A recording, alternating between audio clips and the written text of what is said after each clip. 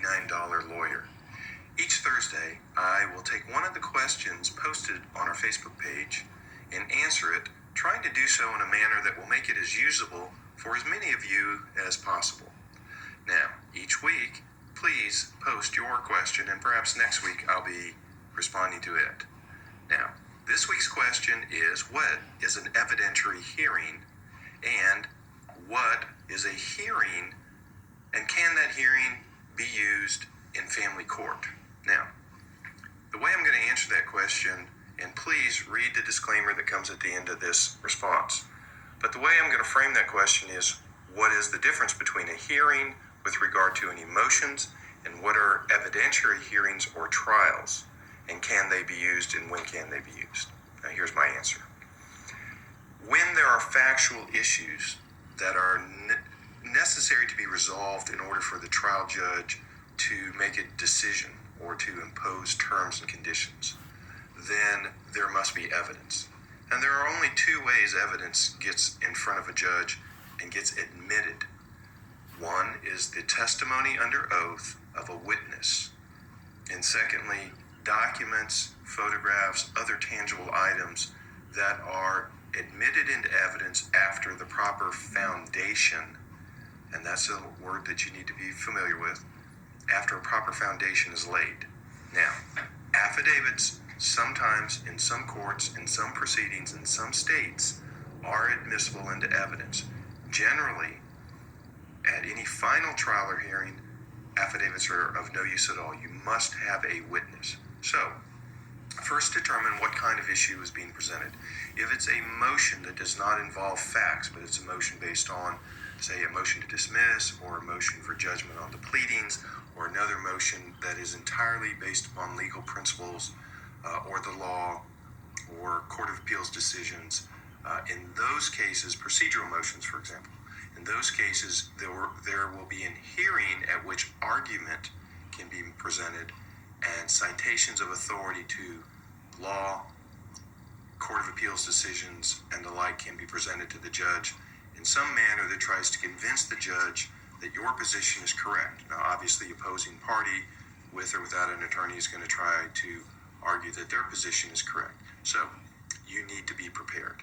Now, if it is a hearing at which evidence is going to be introduced because there's some facts in dispute, and this applies to business types of disputes, contract cases, employer-employee cases, yes, anything to do with divorce, custody, modification, contempt, there have to be facts determined by the judge or a jury, then evidence has to be introduced, meaning presented under oath by a live witness. Sometimes you can use a deposition, which is the recording of witnesses testifying under oath prior to the hearing or trial. If you need to have a witness there, go to the court clerk, get a subpoena issued. Often they're either free or just $1 to have it issued. Then you have to fill it out properly, make sure there's a witness fee that is appropriate for your case in your area, and serve that. And there are different ways you can serve officially. In some cases, in some states, you can serve through certified mail return receipt requested, but not all states allow that. In other states, the sheriff has to serve. Some states, a private processor can be used, and in some situations, the private processor has to be approved by the local court. So you'll just have to research that and make a determination of how you would accomplish this task. Now, if there's an evidentiary hearing, you may testify if you know the facts. And when you testify, you can only testify to what you know from personal observation, what you heard, what you saw, what you read. Now, you may have heard the term hearsay. What you heard someone else say generally is not admissible unless the person who is the other person you heard say it is your opponent or someone who works for your opponent. That would be called an admission against interest. So there are certain rules that govern what evidence can and cannot be admitted.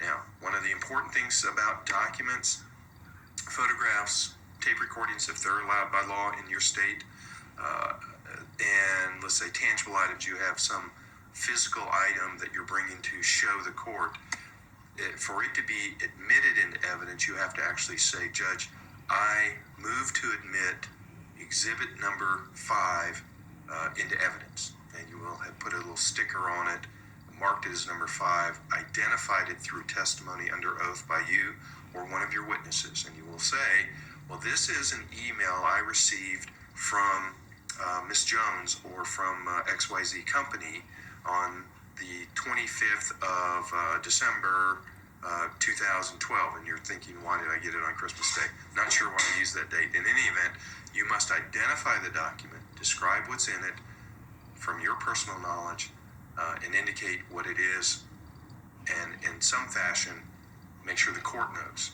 Then the opposing party or their attorney will have an opportunity to object as to why you have not laid a proper foundation, or why the document, photograph, or other tangible item is not relevant to the factual issue that is before the court. And then the judge will make some ruling on it. When other parties or the other lawyer is talking, please don't interrupt. Judges get very upset with people who seem to be unprofessional, which you may be because you're not a lawyer, and interrupt the opposing party or their lawyer. But you will then again have an opportunity to address the court if there's an objection made, for example. The court will turn to you and say, well, what do you say? Meaning, what do you say in response to what the objection was just made? And then the judge will make a ruling saying, I sustain the objection. Sustain means I agree with the objection, in which case your piece of evidence is not going to be admitted. Or I overrule the objection, meaning I don't agree with the objection, and your piece of evidence will be admitted. So that's how you would get tangible evidence in. Let me give you one more piece of evidentiary rule of law that may be helpful. If you're testifying about the value of something, the value of your house, the value of your car, the car that was damaged in a wreck, the value of something that was damaged by somebody and you're suing them over it, or you're in a divorce case and you're dealing with the property you and your spouse owns, you may testify as to the fair market value of that item. And that's because you're one of the owners of it, and that's permissible in most jurisdictions. When you do that, please don't make reference to where you found out or how you found out what the value of it is. Simply say, it is my opinion that the value of the automobile is $7,800. And stop.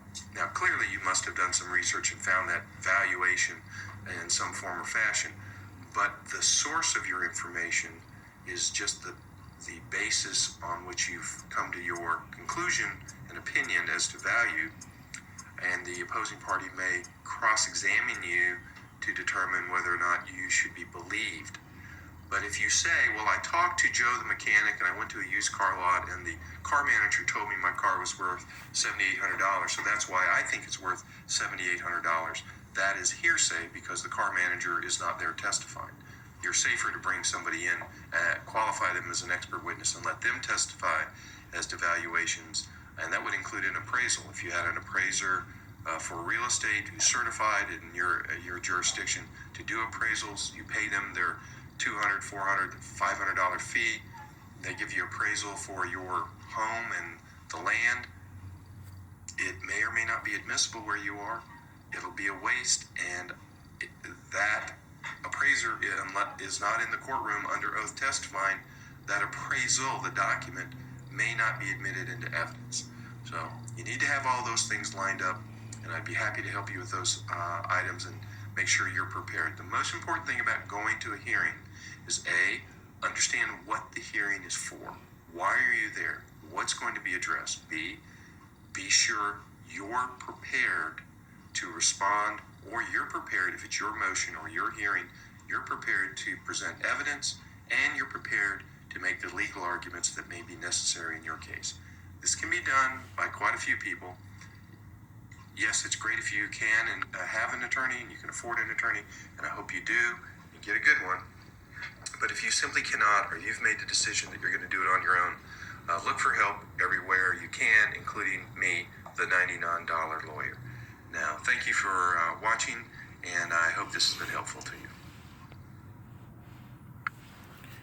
Well, people, the reason I am posting this video, this evidentiary hearing video, is because most of the time,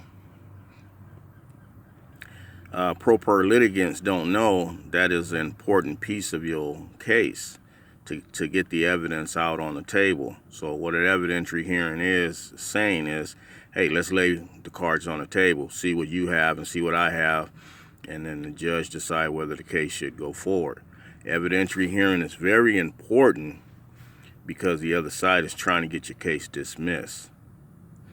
So when you have to request the evidentiary hearing, and you request that like immediately. You can request it while you filing your complaint. You can also file it saying, hey, here's my complaint, and on top of that, I'm requesting an evidentiary hearing. And those of you who don't know anything about an evidentiary hearing, that's why I put this video up, so you can do your research.